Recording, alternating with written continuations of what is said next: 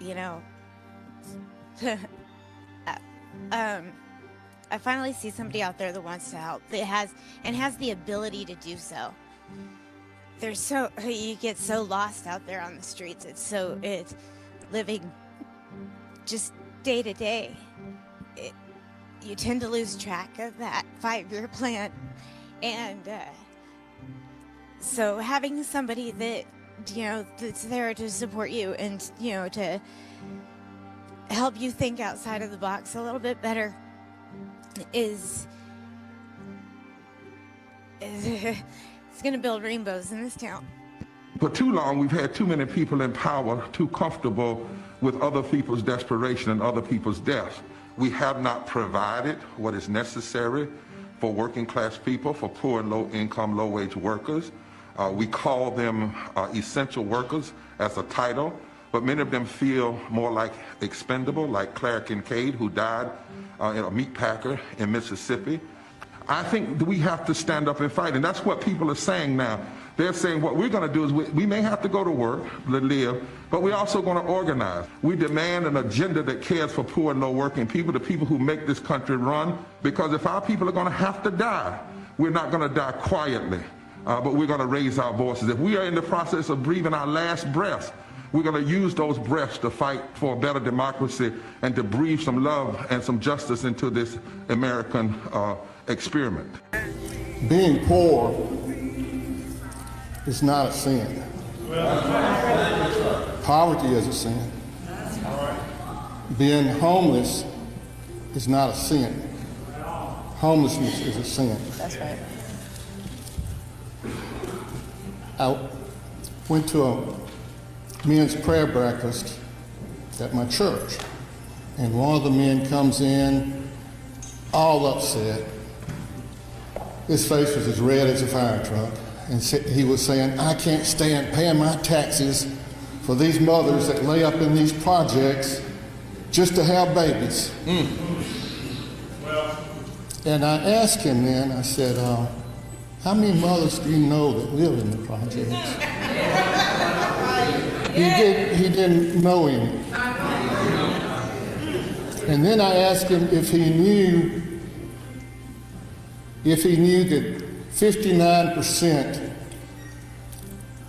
of the budget went for the military and war, and less than 1%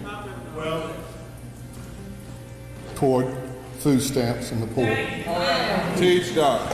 Homelessness in this country is going to continue to get worse unless we do something about it. I will say this, that I'm going to stay committed to striking, showing up in these streets, using my voice, door-to-door knocking, canvassing, taking whatever it takes to win justice for all.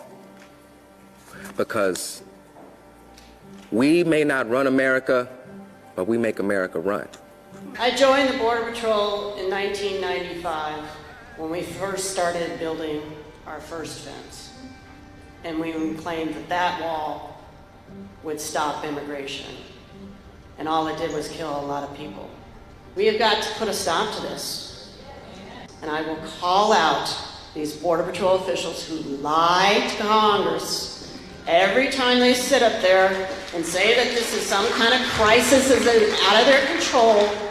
We have got to say that this is not going to be done anymore. I'm here to speak to you today about militarism. And as an Afghanistan war veteran, I wanted to highlight one of Dr. King's critique of militarism when he said this way of injecting poisonous drugs of hate into people's normally humane cannot be reconciled with wisdom, justice, and love. I am honored to come before you to say some words about what Dr. King called the fierce urgency of now. Beloved, if there ever were a time that this city, this state, and this nation needed a deeply grounded moral movement to do more mobilizing, more organizing, more registering people to vote and registering people to build the movement, if there ever were a time, that time is now. I'm a volunteer organizer with the Poor People's Campaign in Wisconsin because I know there is enough food, enough clean and safe water, and definitely enough money for every human being, not just in this country, but in our planet, to live with dignity. So join me in fighting to create the society we all deserve to live in.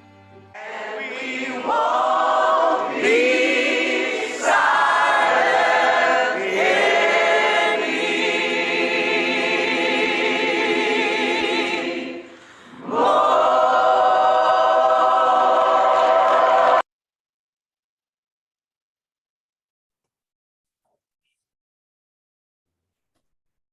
That's awesome, right?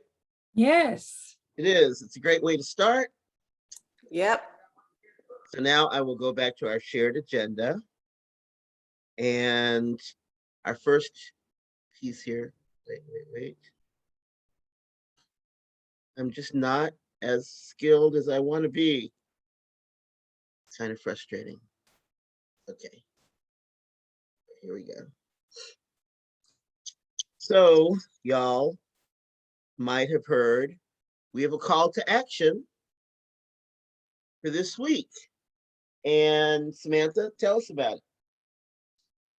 Okay, so we have a urgent call to action in Washington, D.C. this weekend, Wednesday, not this weekend. We don't have that much time, Wednesday. So I'm really happy to hear that we do have, Bernard is joining us on the bus, but I hope that some of you either can come or are, or know people who want to come, because this is urgent. This is what we're talking about here with the movement. I wanted to share some things before, if George, you can make me the co-host. Oh, you're not the co-host already? Let me check. Or stop you are sharing. the co-host, my friend. So you want I have to stop sharing so you can share. Yes. And I know that they're bringing buses from many states. Two things I hope you cover, Samantha, is the protocol for the buses for COVID safety, and that this is about the build back better stuff in the filibuster. Okay. Thank you. Okay. So hopefully you've all seen the message that came from the state about joining Wednesday's mass moral witness rally in Washington, D.C. And hopefully you're aware that we have free buses from North Carolina. They're coming for our friends in Charlotte, Greensboro, and Durham, and they'll be round trip. This trip starts really star brightly early at 2 a.m. from Charlotte. We are the first bus out. So go to sleep early Tuesday after lunch. And you can either sleep on the bus, or we'll put the loud people in the back. You can chant, you can sing, you can do whatever you want. But they should have us home by midnight at the pilot station. And it's an awesome opportunity to raise and amplify the voices of the 140 million people that need policies, the policy changes from the Build Back Better to even start to give them a chance. We need to demand policy changes that will end systemic poverty and create a new moral system based on we the people's needs and not wealthy individuals and corporations. So I have a few slides to emphasize, not that what George just showed you didn't already, but to emphasize, how we build a fusion movement and how we reach these goals of the Poor People's Campaign. And we have a lot of growing to do here in Charlotte. I'd like to fill 3 of these buses. I'd like to fill 5 of these buses. I'd like to have 300 of us going, not 30 or 40, So I'm just going to share a couple of slides from our last Congress meeting. planning meeting. So, That's hard for me to see. It looks very small. yeah, I'm making, okay. This is just what George went over, but what I wanted to highlight is Martin Luther King's words about marching to Washington and the first Poor People's Campaign march. I'm trying to move my screen around. I know this one's a little blurry, but I couldn't get the words close enough, so I'll read it. We are coming to Washington in a Poor People's Campaign. We are coming to demand that the government address itself to the problem of poverty. We are coming to ask America to be true to the huge promissory note that it signed years ago. And we are coming to engage in dramatic, nonviolent action. Thanks so much for today, exclamation point. To the gulf between promise and fulfillment, to make the invisible visible. That was Dr. Reverend Martin Luther King's last Sunday sermon before the March on Washington in 1968, the first Poor People's March on Washington. Excuse the background noise, I'm sorry, I have kids. So this is why we march, and I'm not going to go through all of this, but after poor and low income people turned out in record numbers in 2020, For the needs and concerns of the 140 million are going unaddressed, and voter suppression continues unabated. So we have 19 states now with suppressive voting laws before we go into midterms. We need to be screaming about that.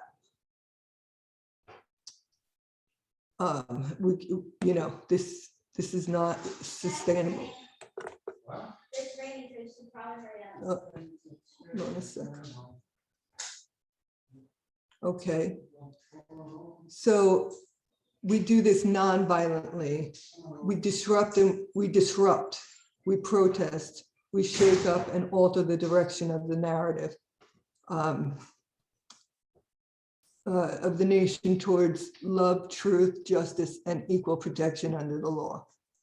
And we're talking about, lifting 140 million people out of poverty by moral policy changes.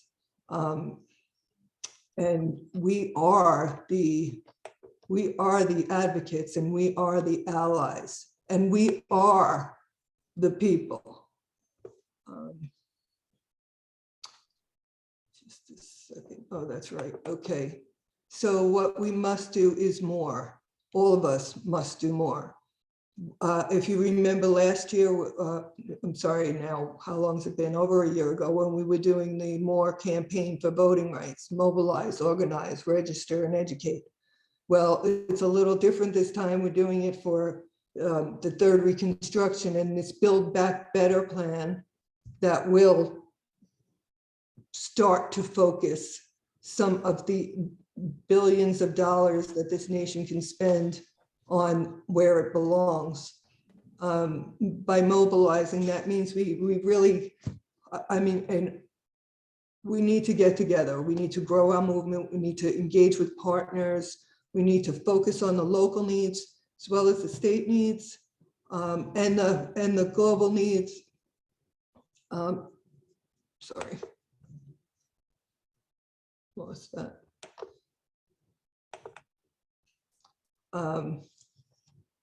And we can do that here. There are so many good groups. There are so many great organizations in Charlotte that we've already worked with. So what we have to do is more. We have to do more organizing. What's important and what is important right now is lifting these voices. Right now, these bills are up. Right now, the Democrats have put these deadlines on the Build Back Better campaign.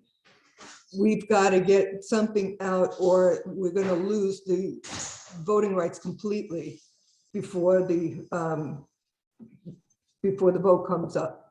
And the midterms will show how much we've already lost. and we can't afford to lose. We need to gain. We need to offset cinema and mansion. So we need to be gaining seats, not losing them. And they know that. So we have to raise our voices, every one of us. We have to register. We have to register for each other. You know, we have to register and show up for each other. And we have to register, of course, voters. My favorite probably is E, educating, engaging, and empowering. So this is most important because this you could do so easily by just building the movement. Building the movement, you're giving everybody a voice. This is a democratic movement. This is a non-supremacist movement. We build from bottom up. So you show up and you talk and you tell us what you need and we respond. So I hope everybody is involved with planning this year. We have a lot of work to do. And I do hope that everybody is ready to kick some butt because it is time now. We don't have more time. And that's the last thing is, you know, we keep it safe. We're going to have accessibility as far as it will be a clean bus. Everybody on the bus will be vaccinated. They do have to bring proof of vaccination. And they can have a picture of it or just bring the card. They have to wear a mask and they have to wear a mask on the bus. There is a bathroom on the bus. We're all going to be really respectful of each other. The events all have marshals and there's water and first aid available and there's some type of food available at some point so you're not starving. We do ask that you bring snacks and a lunch, pack a lunch and snacks for the day. It's going to be a long day. There is opportunities to eat. Excuse me, but the events themselves are going to be going on from 10 until 4 o'clock. So, you know, bring your snacks. There will be a place to fill your waters. Bring an extra mask, at least one. You will be asked to keep it on the bus, and a sanitizer if you choose to. You're going to be in a public bathroom, and bring your spirit of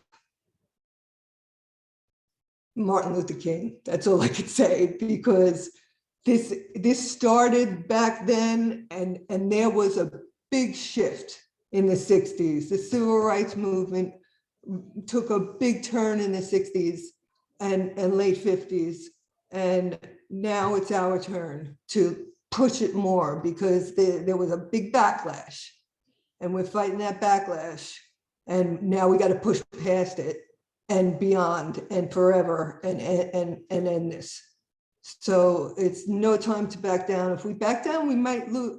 We have a good chance of losing democracy like really soon. So the more people that raise their voices at something this large, this massive a movement, the better. And we will also be having a really large gathering in June in DC. And at that point, I definitely want 300 people from Charlotte coming. So that's all I have to say about that. Any questions? If anybody has questions.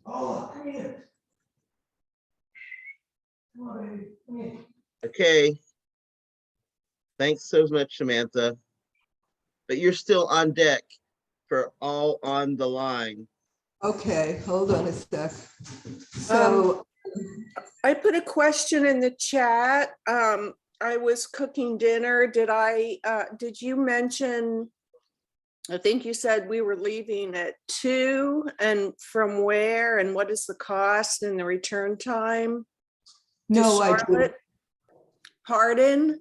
I did not mention the details. When you click to register, you'll get the exact times. We're leaving about 2 a.m. from the Pilot gas station. It's a Pilot travel center by 77 and 85 on Statesville. Are you familiar? Yeah. Okay, we're gonna try to get together by the subway in front there for the bus. I spoke to them there. I spoke to the travel center and they said it's okay for us to leave our cars. And they just suggested that we park, together. But, at 2 o'clock in the morning, we should pretty much have our choice of where we can park, I hope. George Stack. And I know that the return time was about 11:40 something. So we should be in our beds shortly after midnight. And there's also stops in Greensboro and Durham. What else had you asked? I'm sorry, let me look at the chat. I have a question Yes, or a recommendation, actually. At 2 o'clock in the morning, you absolutely will have your pick in many ways. But if it's a travel center, you've got the 18-wheelers who are doing their work. And I highly recommend that you park out of the way of any business for Subway or, any of the front doors. Because if you're parked for 12 hours, even if they say it's okay, and you're in the way of their customers, they won't say it's okay the next time. sounds good. Yeah, we'll park away a little bit. Also, there is no cost. Margie, there's no cost. If you put in the code that came with the invite, it'll take it down to 0 from like $130 something. We're not paying, so you're not paying. So I'm glad to say that nobody's getting charged for the ride. And you get back by midnight, right? Yes. And you Yeah, take well, your lunch, Margie, and snacks and lunch. It's all you got to bring from home or pay for yourself. And you get back home at the Pilot at midnight. Then you got to drive home. Okay, thanks. There'll be water available to refill your bottles, and yeah, bring some food for the ride, bring some food, maybe it's lunch if you can pack it, whatever you want to carry, there'll be opportunities to get. You muted, Sam. Talking but muted. I'm sorry. There'll be opportunities to, you said bring your water, bring snacks for the ride. Yeah, There'll be opportunities. fill your water and and to buy food, but bring whatever you want and bring whatever you can and bring an extra mask for sure. You're gonna need to be masked pretty much everywhere.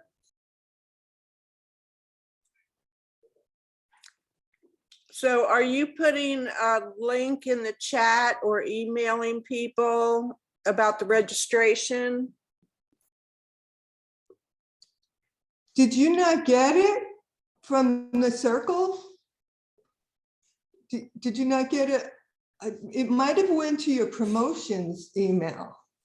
Okay, I'll look. I'll look. I've just been overwhelmed with all sorts of stuff, but I'll look for it. You want me to forward it to you separately? If it's easy to forward it or put it in the chat, please do that, Samantha. Yeah, thank you. Okay. Excuse me, y'all. Anybody else have any questions about it?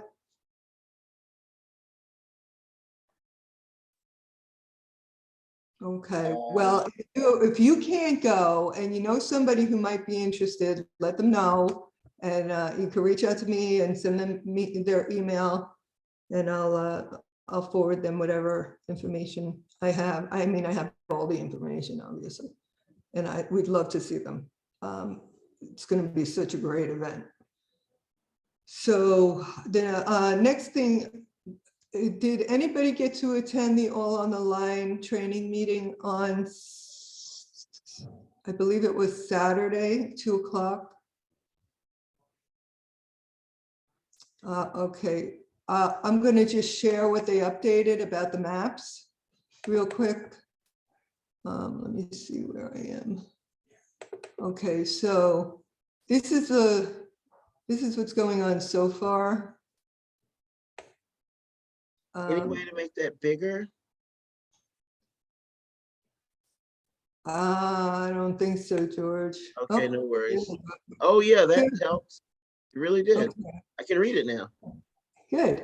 Some of them are better than others. So right now we've got some maps, and what they have found by studying them is that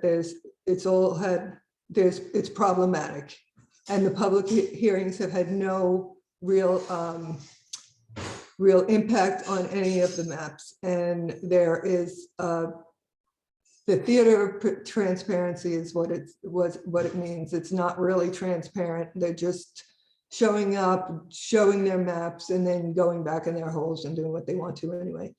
There were some small improvements, which were probably planned for, and the same outcome as previous processes in the new maps as the ones that came out a few weeks ago. So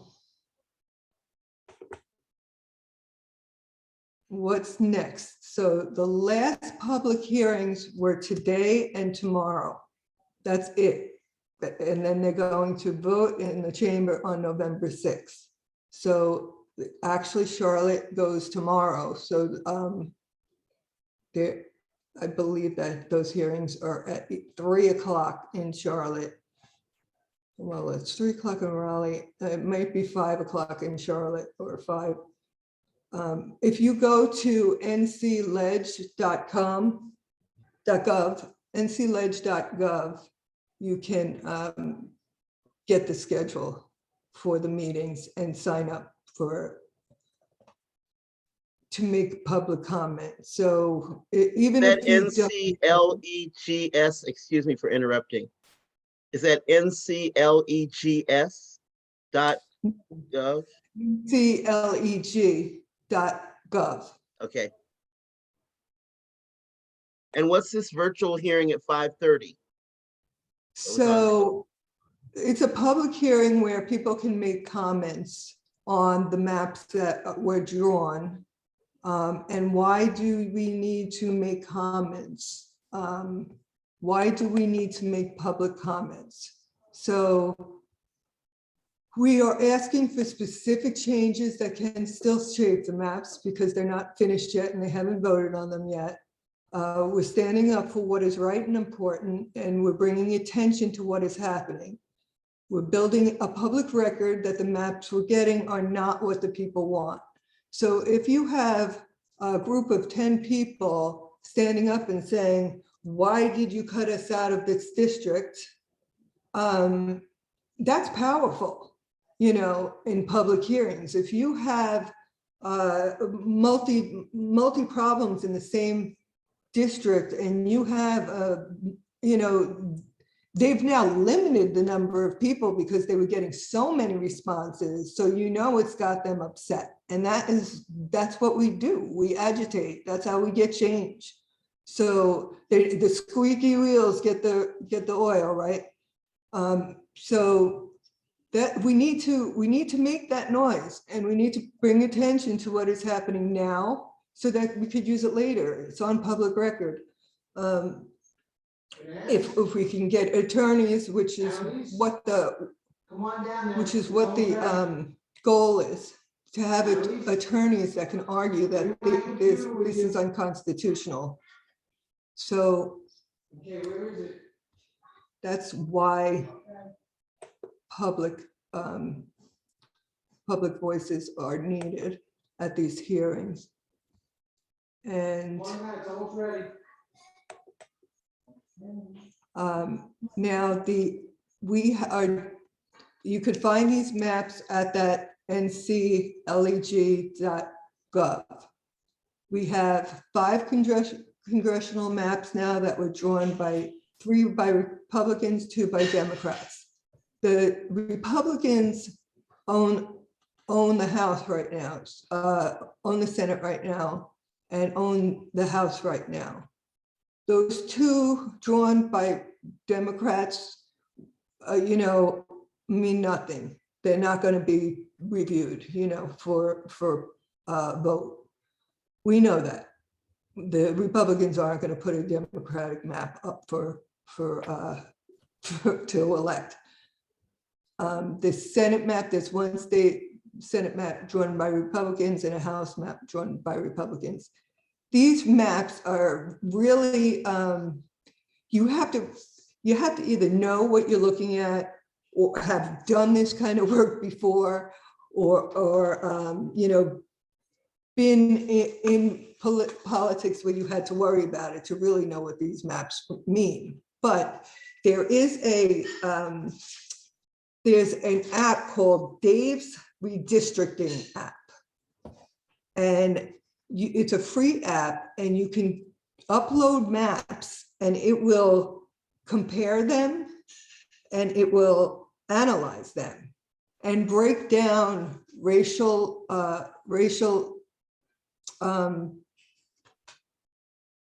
concentrations. It breaks it down the way they see it.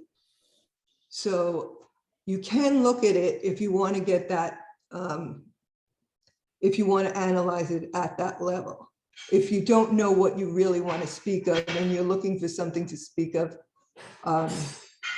specifically about a map, then you want to do that. You want to compare them.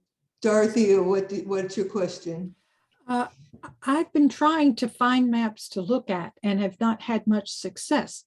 The links that I found in the newspaper stories that I've gone to, it's like a maze. You can't get there. You can't get there from here, or from any link. So I'm hoping that these links that you've suggested at the ncleg.gov will provide. Is there a backslash that says redistricting maps or something that can guide you?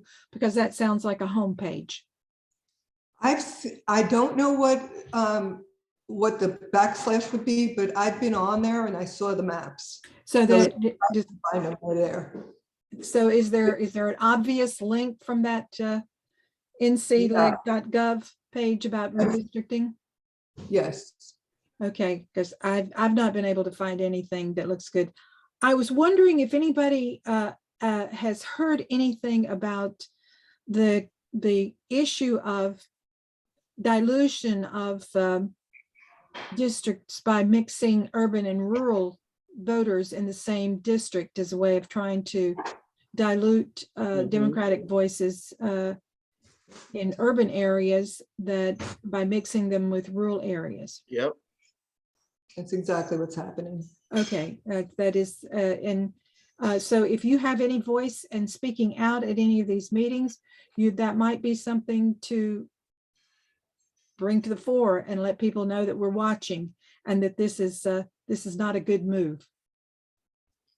I put some links in the chat. One link where you can submit your written comments if you can't participate in any of the hearings. And then Common Cause has the maps and an analysis of all the maps, so you know what you're commenting on. And I put the link, the Common Cause link for the maps and analysis in the chat. So I've been doing some research today, and that was the best place, I think, to get an overview of everything in one place. Okay, thank you very much, Margie.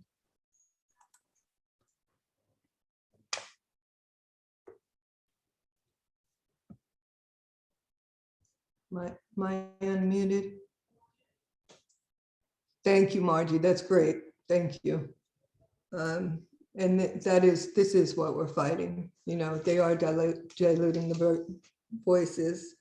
And I don't know if anybody's particularly interested in prisoners' rights, but they also steal the votes of our inmates. They're not allowed to vote when they're incarcerated, but they are counted as part of the county they're in.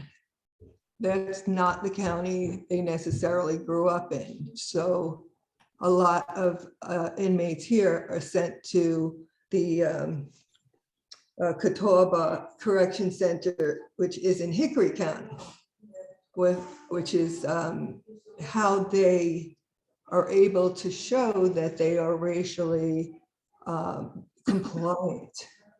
So they have these people in their prisons that don't come from there, but they count it as being there, as even though they don't get a vote, it as a constituents of that county, they're counted as the constituency of that county, not the county they're actually from.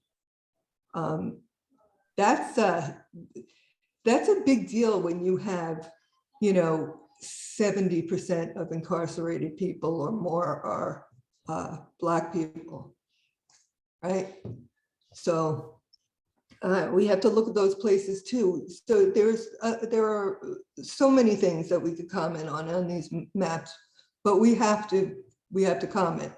I think, I don't know what the limit is. I think I've done 4 now, but keep them coming.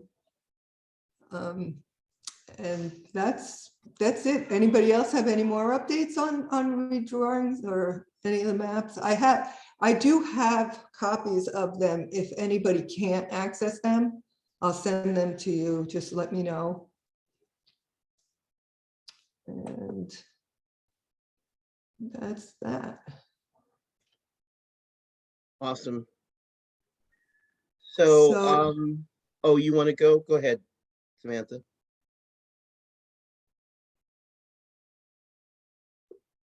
I was just going to go around and ask everybody if they had any announcements that they want to make. Oh, I'm sorry, Reverend Laura, Dr. Laura, can you please give us an update of what went on this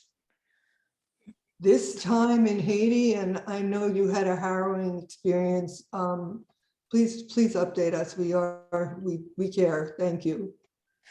I really appreciate the chance to share. I'll be brief. First of all, I just want to thank everyone for your expressions of concern, for prayers and the positive energy sent out to the universe.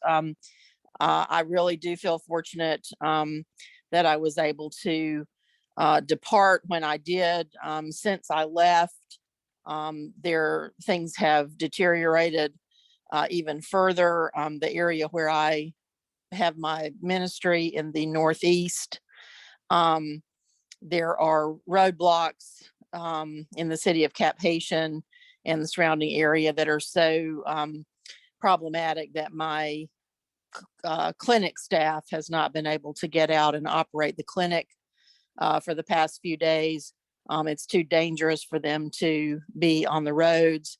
The schools are shut down.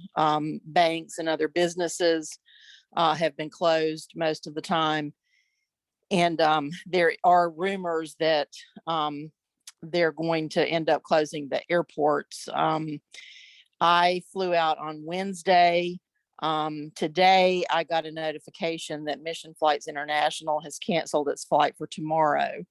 And so that's probably the worst sign that I've seen yet, when the missionaries are not able to even fly in. Unfortunately, the incident that of course started all of this has not been resolved yet. Either the missionaries who were kidnapped over a week ago, that is still not resolved, despite all the assistance that has been received from the FBI and others in the US. I feel, fortunate to have made the decision to leave, but it was based on all of those things that were beginning to happen that I just mentioned, and it's only escalated since I left. So I certainly would, ask that you continue to send prayers and positive energy out to my staff at my agency and all of the other missionaries still in Haiti, and all of the Haitian people. It is just a horrible situation and seems to be getting worse.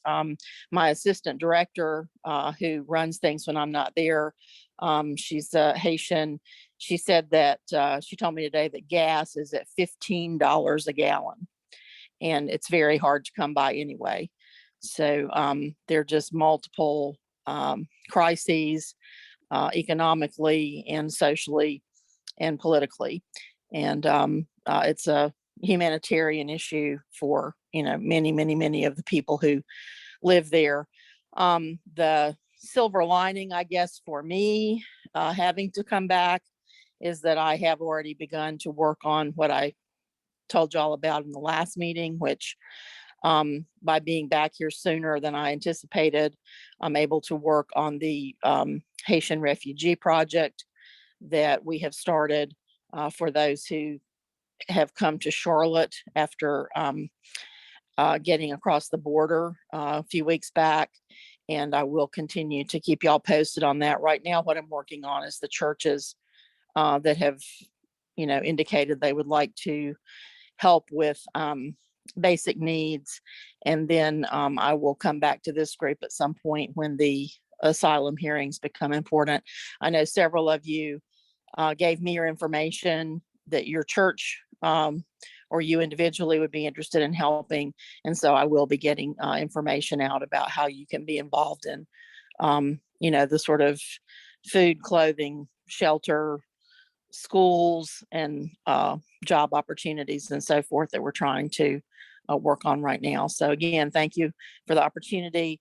And I am thankful to be here and be safe, but just continue to keep my folks that I care about so much down in Haiti in our thoughts and prayers. Thanks, Reverend Dr. Laura. Sure. Samantha, you want to take us out to the next couple of agenda items, or do you want me to do it? I think it's yours. I think that we are going to announcements, yes? Yes, ma'am. And I have Okay. one, but mine's last. Okay, so please, everybody, let's go around, and there's only 8 of us. How about, Bernard, are you available to comment and let us know what's going on with you? I'm doing great. Thanks for asking. It means a lot. Basically, I'm just trying to continue having fun. Don't get too stressed out. Take one step at a time, and stay patient, and focus on one thing at a time. But I really don't have any issues. Basically, we're going to Washington D.C. On Wednesday. I mean, that's like one of my favorite fields. Technical the planning, doing anything with deals with the longevity of the human being, taking care of the planet. So I'm glad to be able to get involved, but I would continue to. I don't mind helping, assisting y'all with anything else y'all got going on.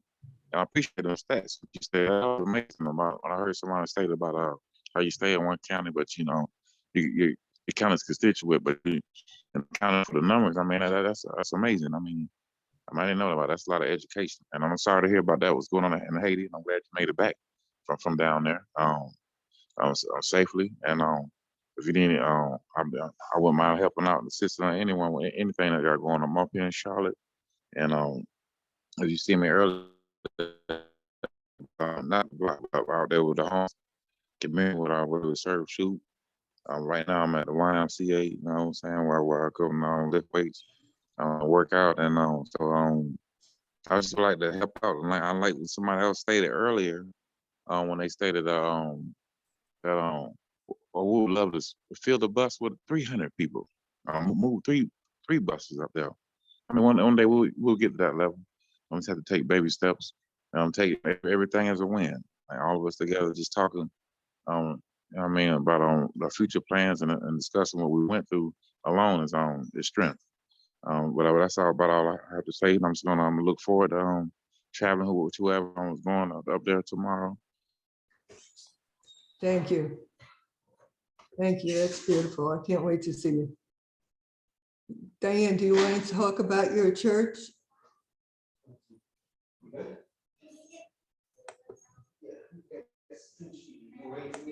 Any upcoming Trying events to or unmute. opportunities? It's our church has been dealing so much with just simply surviving the last 18 months to 2 years. We are trying to move forward. I was a night sitter for Room in the Inn, and we were not able to participate last year. We can't participate this year because of COVID-19, because we have lost a number of members who were involved in Room in the Inn. And so we don't have enough people anyway. And so right now we're kind of trying to regroup and see what we can do. I do know that not this yesterday, but the Sunday before, our pastor made an announcement that they were going to try to, it looks like, reform or reinstitute a global ministry thing that was there before I ever joined the church and wasn't in existence when I joined St. Mark's Lutheran. Okay. So we had a soup kitchen going on. We had Room in the Inn, our social ministries committee, prison ministry also. Okay. All of those things were happening before COVID hit. And everything right now is being at, we're just waiting for the time when it seems safe enough to get back involved in things. So the social ministries committee is the only thing right now. And under social ministries is the Habitat for Humanity, are contributing in terms of supplies or people, a number of different organizations in the Charlotte area. They could be schools, it could be, all different kinds of organizations that are, again, trying to help people who are marginalized or are in crisis. And it's just been very, very, very, very difficult. We're trying our best, but it's extremely difficult compared to what happened before COVID-19 hit. Yeah. So because of, my concern about Afghani people, and with Reverend Dr. Laura talking about the Haitian thing, when I mentioned that to somebody on the social ministries committee, that's when I was reminded that they're going to try to get this global thing going in our church again, and that maybe I should serve on both committees. And if that is something that I can do and permitted to do, again, this committee is not formally organized yet, that could hopefully open up the door when it comes to the Poor People's Campaign. I did send out more than one email to my pastor in the last whatever months saying, hey, I'm a member of this organization now. And, is that something that we might want to tap into in terms of St. Mark's Lutheran? So we'll have to see. We're trying. It's hard. It's been very hard. Diane, did you see the message to you personally over there from Reverend Laura? Oh, hi, from Dr. Laura. Yeah, so you may want to pay I attention just saw to it that. now. Yeah, okay. Okay, and thank you, Reverend Dr. Laura. Yeah, what I would like to do is see if I can reach out to my pastor and see what's going on with this committee that is, again, just now starting to reinvent itself. I don't even know who's in charge of it, or if anyone is in charge of it yet. Sure. Well, I just put my email, and that's for you, Diane, and anyone else Okay. Who is interested. I believe that Bernard also expressed interest, and I know there was a person in the previous meeting along with you, Diane, who I have on my list. So what I'm going to try to do is create a clearinghouse, and the needs that the sponsors in Charlotte tell me that the Haitians have, try to match up with churches who can fulfill those needs, and hopefully with different groups taking different families or different individual needs, we'll be able to cover everything. No one organization is going to have to do everything for everybody involved. The idea is that if everybody participates across a number of churches and other organizations that we can cover the needs. I again appreciate everyone's interest, and I'll continue to keep you posted. Thanks. Thank you. Well, I hope you much success and easiness in figuring out how to do this during this crazy time when we have to battle with this disease as well as everything else. I had a vocal studio at St. Mark's that I started after I retired from teaching at Davidson College for 22 years. And part of that had to do with reaching back and pulling forward people who didn't have money for lessons, et cetera. I was teaching some of them for free. And I no longer have that studio. I'm teaching a total now of 4 people online because there is no safe place that I can teach people voice. And because it couldn't self-sustain financially, I've had to shut it down. And that's what's going to cause me to have more time, hopefully, for you guys. That sounds good in some ways. Close the I'm door, sorry open the that window. happened too. Well, we'll figure it out together. So you're hearing my voice in many ways because I'm last for announcements, but I also want to make sure we're moving with a judicious look at the clock. And that's me, I'm the judicious clock watcher. So other announcements before mine? I had one question. A few weeks back, we organized a committee to get together and contemplate our goals for the circle and get a planning thing. I wondered if any of those people had any reports to bring back to the group. I have one thing to report, and that is that our third chair, Kate DeMalley, is on sabbatical until further notice. I, and Samantha wanted to do strategic planning as a team, as a prerequisite to us as a circle getting together. And Shemaiah Haynes, who y'all all know, was going to facilitate that strategic planning. So now we have to rethink that process. And Samantha and I haven't thought about it since we are just aware of Kate's being on sabbatical for a real, officially a couple of days ago. So sorry to not be moving more quickly. I think we can get something together by before, the end of the year and early next year that's, really effective. I know a lot about strategic planning, and this is the time to do it, Dorothea. Yeah, I just wondered if there was an update. That's good. Thank you for the update. Hope Kate's health is good. I know her mother-in-law was in trouble. I think except for spiritually and emotionally, I think she's good. Okay. Spiritually and emotionally, hard times. Stressed. Okay, got it. Very, very hard times. And please give us all your input and how you'd like to see, future events and future planning. We really want to hear from everybody and more, and invite your friends. And if there's a circle request, please make sure you send it to Samantha and me only for the moment. That's important. Anyone else for announcements? Do we know when our next meeting is, Samantha? It's on the agenda, will you say? November 8th? I can't find the agenda right now. I can. Yes, it was on there for the November 8th. At 6:30. And Samantha will send out the...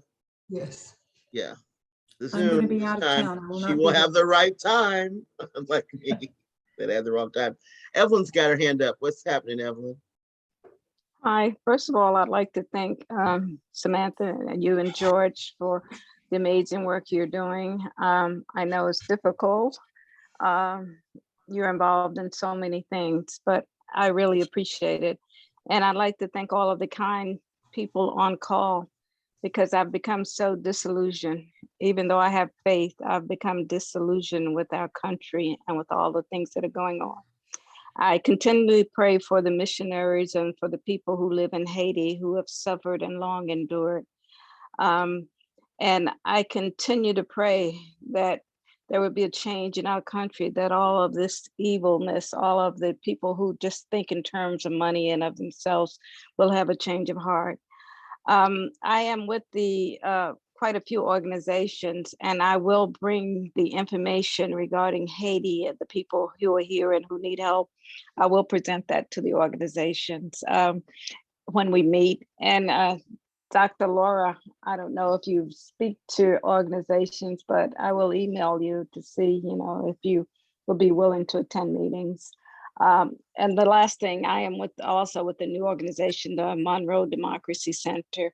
And what we are doing we're opening up a center where we have voter education, and we're working with You Can Vote, because we find that a lot of people don't vote in Union County, especially in the poor areas, because they feel their voice doesn't count. And we have been canvassing, walking around, knocking on doors. So there's a lot going on, and there's a lot that still needs to be done. So thank all of you. I appreciate all of you. And thank you. Knocking on doors and canvassing that's God's work right there. And I invite you to see, I've done it decades ago and loved it. I invite you to see that disillusionment, Miss Evelyn, as grief, as grieving. And grieving's hard and deep, and sometimes you feel like you're never going to get out of it.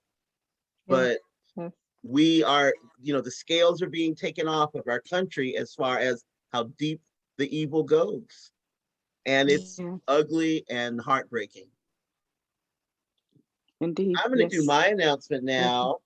It's self-serving. I take credit or responsibility for doing a self-serving announcement. To keep the lights on and the food in the refrigerator most of the time, I am staff for North Carolina Peace Action. And tomorrow night, we're having our annual Peacemaker Awards event. It's a yearly event. It used to be in person and was our big fundraiser event.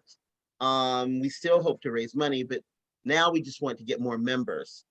Like you're saying, Diane, some of us are struggling to just keep on. We want our membership. So I think it's going to be an awesome event.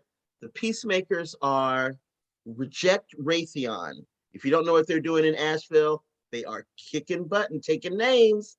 Military industrial complex, please. Reject Raytheon, Asheville is winning. And from the Triangle, Muslim Women 4.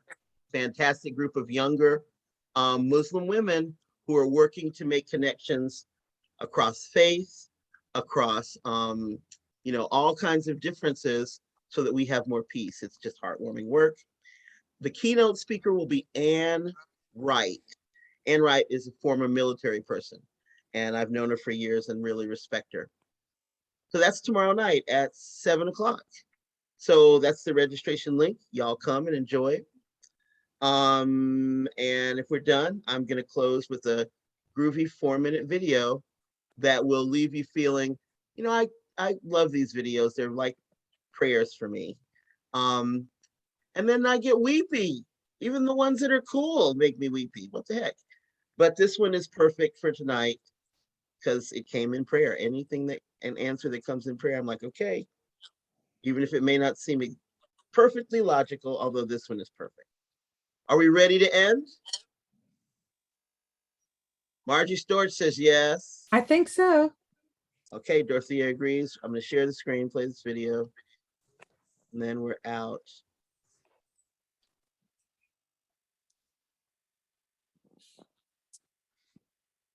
I'm calling out to the whole wide world.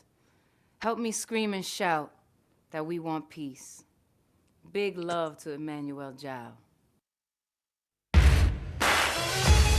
Oh yeah. Oh yeah, I'm looking for some people who's looking for peace. Maybe together we could make the war cease. Now we can send mankind to the moon, and we can reach to the bottom of the sea. That's why it's really kinda baffles me that we cannot end wars and bring peace, and we cannot change the way people act, and we cannot change the way people think. So if we sit back, chill out and relax, civilization will soon be extinct. That's why I am. I'm calling on the whole wide world.